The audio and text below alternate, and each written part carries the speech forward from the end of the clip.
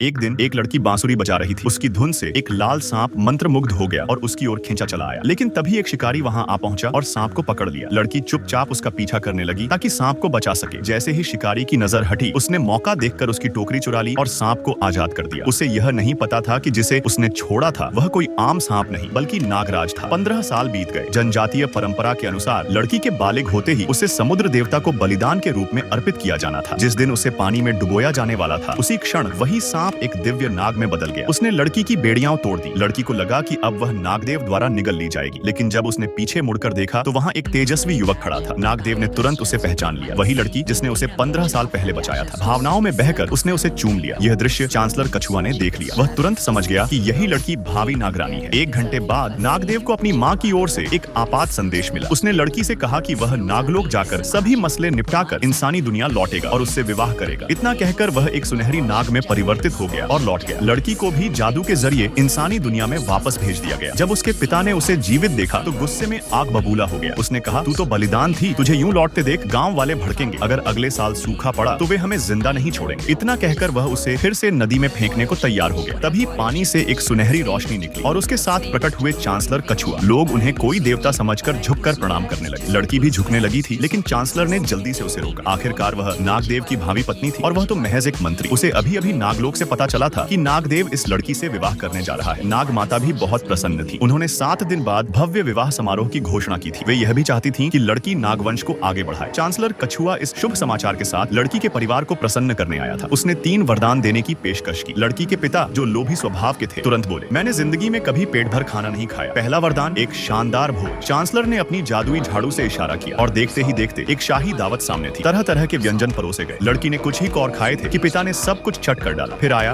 दूसरा वरदान, मुझे सोने चांदी का खजाना चाहिए और जमीन पर दुर्लभ रत्नों और आभूषणों का ढेर लग गया। अब तीसरा वरदान मांगते हुए पिता बोला, मैं सम्राट बनना चाहता हूँ। हालांकि चांसलर कछुआ इंसानी दुनिया में केवल 3 चमत्कार कर सकता था, लेकिन उसने यह अंतिम वरदान भी पूरा किया। एक और तेज स्वर्णिम प्रकाश के साथ लड़की का पिता मानव जगत का सम्राट बन गया। सत्ता हाथ में आते ही वह अहंकारी हो गया। 2 सुंदर स्त्रियों को रखैल बना लिया और अपने भाइयों को मंत्री और सेनापति घोषित कर दिया। उसे लगा अब वह ढेरों संतानें पैदा करेगा और इस भ्रम में उसने अपनी पत्नी और बेटी को महल से निकाल दिया। यह दृश्य देखकर चांसलर कछुआ का क्रोध चरम पर पहुंच गया। वह मंत्र पढ़ना चाहता था, लेकिन उसकी सारी शक्ति पहले ही खर्च हो चुकी थी। उसी वक्त लड़की के पेट से सुनहरी रोशनी फूटने लगी और उसका पेट अचानक फूलने लगा।